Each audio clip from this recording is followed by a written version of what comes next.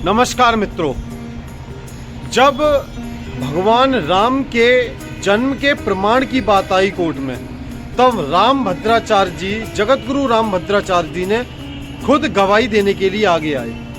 जब वह जज साहब के सामने गए तो वहां पर जज साहब ने उन्होंने पूछा कि आप तो नेत्रहीन हैं, आप साक्ष्य कैसे देंगे? तो उन्होंने कहा कि आपको किस प्रकार का साक्ष्य चाहिए? तो जज साहब ने कहा कि हमें शास्त्रीय साक्ष्य चाहिए। तो जगत गुरु राम भद्राचार्य जी महाराज ने एक बहुत सुंदर उत्तर दिया। उन्होंने सुंदर उत्तर दिया, ये कहा कि किसी भी शास्त्रीय साक्ष्य के लिए नेत्र की आवश्यकता नहीं होती, लेकिन अगर किसी व्यक्ति के पास शास्त्रीय ज्ञान नहीं है तो वह नेत्रहीन व्यक्ति के समान है। और ऐसा कहकर कि देश में पहली बार किसी नेत्रहीन व्यक्ति की गवाही को स्वीकार किया गया, राम भद्राचार्य जी महाराज की वो गवाही थी। तो आज हम बात करेंगे राम भद्राचार्य जी महाराज की कि क्या उनका जीवन है, क्योंकि लोगों में उत्सुकता बनी हुई है कि आगे राम भद्राचार्य जी है कौन। उत्सुकता की सीमा जब पार हो गई, जब धीरेन्द्र शास्त्री ने उन्हें अपना गुरु बताया, आदरणीय प्रधानमंत्री नरेंद्र मोदी जी ने उनके द्वारा लिखित 3 पुस्तकों का विमोचन किया, जिनकी अटल बिहारी वाजपेयी जो पूर्व प्रधानमंत्री रहे हैं उनसे एक गहरी मित्रता रही, और एक जो लोगों को देखने को मिलता है कि वाकई में एक दैवीय शक्ति के रूप में राम भद्राचार्य जी को जानने लगे लोग कि नेत्रहीन होने के बावजूद भी इतना ज्ञान उनके अंदर कैसे।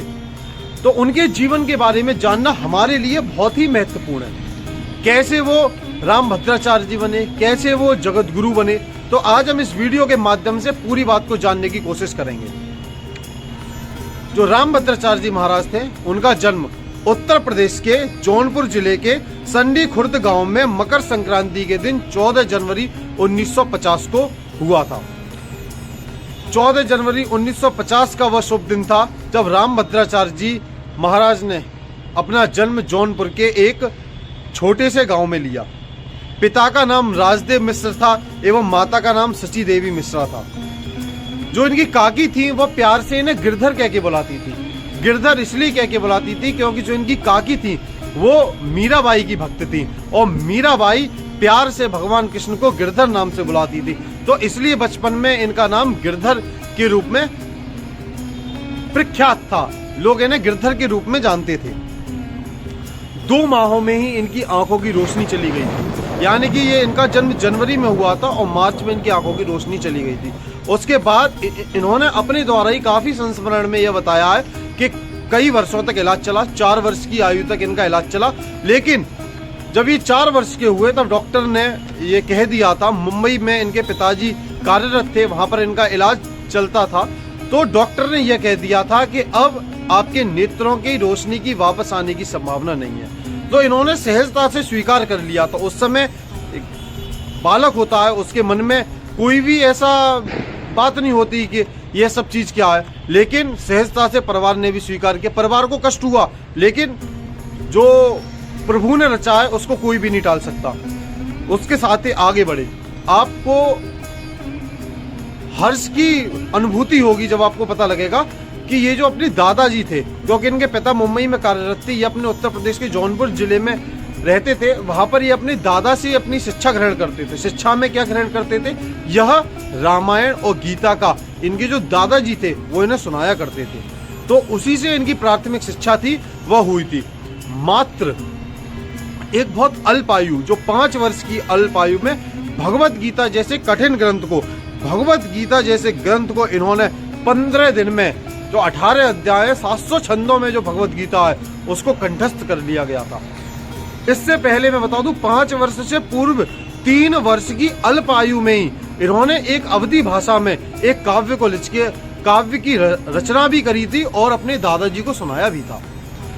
मात्र 5 वर्ष में जिस व्यक्ति ने भगवत गीता कंठस्थ कर ली और 7 वर्ष की आयु में रामचरित मानस कंठस्थ कर ली, 7 वर्ष की आयु में भी मात्र 60 दिन के अंदर जिसने रामचरित मानस को कंठस्थ कर लिया था, ऐसे राम भद्राचार्य जी जिन्हें बचपन में गिरधर के नाम से जानते थे, ऐसे प्रकांड बुद्धि के वो प्रतीक थे।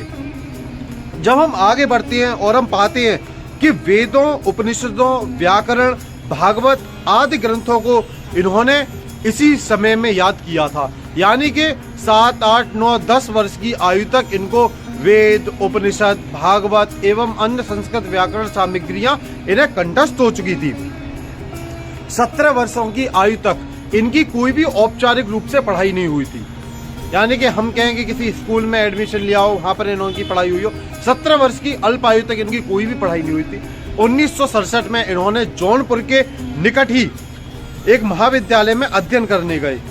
एक बार सुनकर इनकी जो याद करने की प्रतिभा थी, यह बहुप्रतिभा के धनी थे, स्वामी विवेकानंद की तरह आप कह सकते हैं। उसके बाद इन्होंने 1967 में जब ये अध्ययन करने गए, वहां पर इन्होंने शास्त्री की डिग्री हासिल करी। शास्त्रीय डिग्री की लेने के बाद इन्होंने मास्टर्स में दाखिला लिया। मास्टर्स में दाखिला लेने के बाद भी इनकी जो रुचि थी पढ़ाई के प्रति, वो बढ़ती गई और इन्होंने आगे पीएचडी करने का फैसला लिया। पीएचडी करने के बाद जब इनके घर वालों ने देखा कि इनको तो इतना सारा ज्ञान है, इतनी सारी किताबें, इतने सारे धर्म ग्रंथ, वेद, पुराण आदि का इन्हें कंठस्थ हो चुके हैं, इसके बाद इनके जो घर वाले थे उन्होंने कहा कि आप कथावाचक बनिए। लेकिन होई सोई जो राम रचे राखा, कि जो भगवान राम ने रचा है उसको छोड़कर कोई भी कुछ भी नहीं कर सकता। लेकिन इन्होंने फैसला लिया कि मैं उसी दौर में जब इन्होंने पीएचडी अपनी कंप्लीट की थी, पीएचडी कंप्लीट करने के बाद डॉक्टरेट के बाद संस्कृत महाविद्यालय के व्याकरण विभाग के प्रमुख का पद इन्हें दिया गया, लेकिन इन्होंने वह पद लेने से मना कर दिया।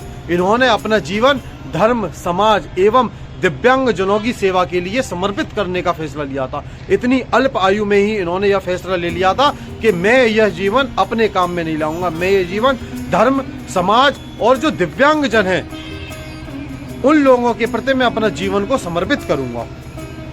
आगे जब ये बढ़ते हैं, क्योंकि ये फैसला ले चुके थे कि मैं अपना जीवन समाज को समर्पित करूंगा, धर्म को समर्पित करूंगा।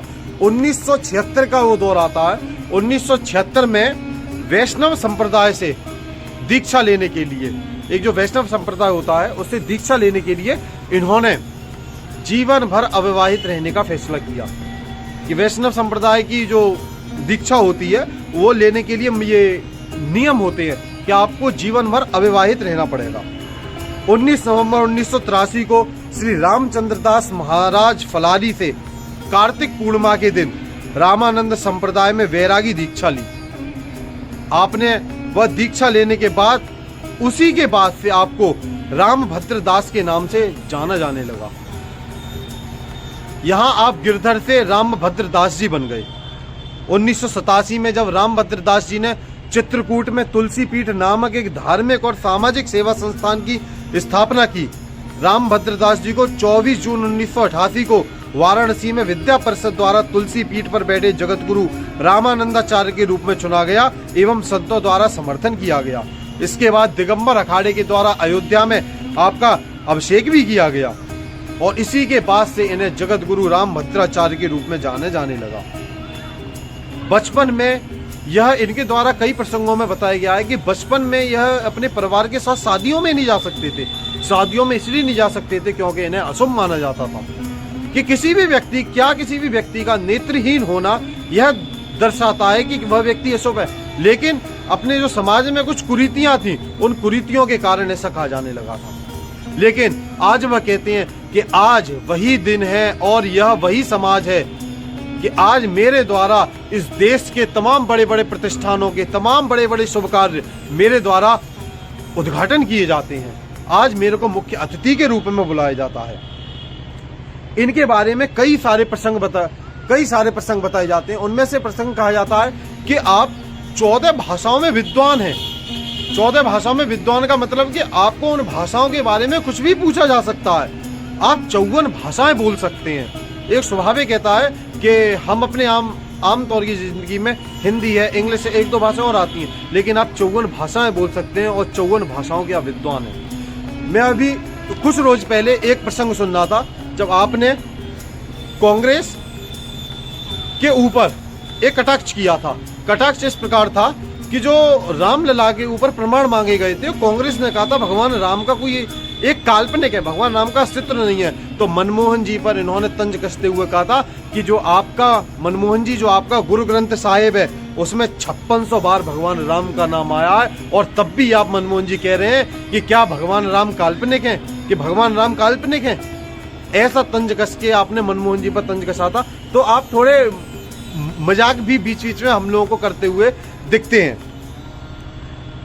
जब हमें अच्छे से पता है कि जब कोर्ट में उनसे साक्ष्य मांगे गए थे तो उन्होंने साक्ष्य दिए थे, और ऐसे ऐसे साक्ष्य दिए थे जिससे कोर्ट भी सुन के चौंक गया था कि एक नेत्रहीन व्यक्ति जो कि देख नहीं सकता, जो बचपन से देख नहीं सकता, उसका इतना अच्छा शास्त्रार्थ है कि वह संपूर्ण हिंदू समाज के शास्त्र हैं उसे कंठस्थ हैं। 1.5 लाख पेज जिसमें ऋग्वेद, यजुर्वेद, अथर्ववेद, सामवेद, भगवत गीता, रामायण, पुराण, उपनिषद सब कुछ आ जाते हैं। 1.5 लाख ऐसे पेज कंठस्थ हैं जो व्यक्ति आज 1 घंटे में 100 श्लोकों से अधिक श्लोक बना सकता है। जब मोदी जी उनके पुस्तक का विमोचन करने आए थे तो उन्होंने मोदी जी से पूछा, मोदी जी बताइए कौन से छंद में मैं आपको श्लोक बनाकर अभी सुनाऊं, कि अपने भाषण का जो प्रारंभ है वो कौन से छंद में श्लोक बनाकर करूं। ऐसा प्रकांड विद्वान, ऐसा प्रकांड पुरुष, उनके द्वारा 230 पुस्तकें लिखी गई हैं। साथ एक जो प्रकरण आता है कि प्रकरण यह भी आता है कि जो वकील था जो रामभद्राचार्य जी से पूछताछ कर रहा था, उसने लोगों से पूछताछ करने में 9 महीनों में लोगों के पसीने निकाल दिए थे। लेकिन रामभद्रादास जी ने बड़े गर्व से कहा था, रामभद्राचार्य जी ने बड़े गर्व से कहा था, बड़े गर्व से ये कहा था कि 7 दिन के अंदर मैंने उस वकील को नींबू की तरह निचोड़ दिया था। इतना प्रकांड पुरुष, इतना प्रकांड विद्वान जगत गुरु रामभद्राचार्य जी, आज हम सब लोग जिनसे प्रेरणा लेते हैं, अपने बागेश्वर धाम के धीरेन्द्र शास्त्री जी हैं, जो धीरेन्द्र शास्त्री जो व्यक्ति हैं जिनके आज समाज में इतने अनुयायी हैं, इतने फॉलोअर्स हैं, वह उन्हें अपना गुरु मानते हैं रामभद्राचार्य जी को। तो ऐसे प्रकांड पुरुष के बारे में, ऐसे विद्वान पुरुष के बारे में हमारे लिए जानना बहुत ही ज़्यादा महत्वपूर्ण था। एक छोटी सी वीडियो के जरिए मैंने उनके जीवन पर पूरा प्रकाश डालने का प्रयत्न किया। इसी के साथ मैं अपनी वाणी को विराम देता हूँ। जय हिंद, जय भारत।